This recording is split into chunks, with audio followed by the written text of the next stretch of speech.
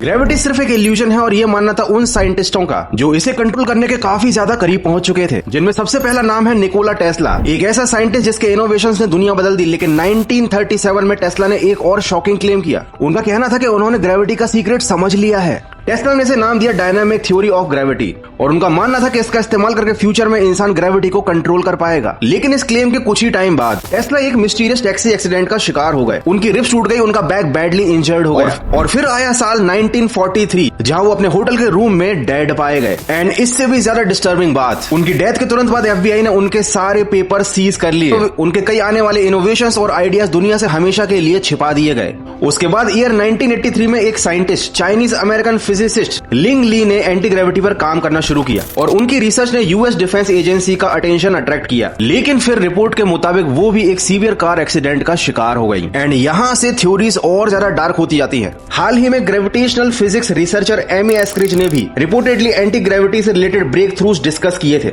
And उनका ये viral video आप सभी ने एक ना एक बार जरूर देखा होगा। Like, we discovered anti-gravity and it's like the worst thing that ever happened to us. वो एडवांस ग्रेविटेशनल रिसर्च में डीपली इन्वॉल्व्ड थी। लेकिन 11 जून 2022 को उनकी डेथ गनशॉट वाउंड के साथ हुई और बाद में जांच में सामने आए कुछ डिस्टर्बिंग मैसेजेस और सामने आए सस्पिशियस सर्कमस्टेंसेस और पॉसिबल कवर अप्स के क्लेम्स भी। सोचो अगर ये सब ना हुआ होता तो फ्यूचर में ग्रेविटी को मैनिपुलेट कर सकता था इंसान। पर उससे भी ज्यादा सोचने वाली बात तो ये है, क्या सच में ग्रेविटी को मैनिपुलेट किया जा सकता है या फिर एंटी ग्रेविटी सिर्फ एक थ्योरी है? इन साइंटिस्टों के साथ ये जो कुछ भी हुआ, क्या केवल ये एक कोइंसिडेंस है या फिर US की गवर्नमेंट एंटी ग्रेविटी टेक्नोलॉजी या ऐसी किसी डिस्कवरी को छुपा रही है जो ह्यूमैनिटी का फ्यूचर कंप्लीटली बदल सकती है?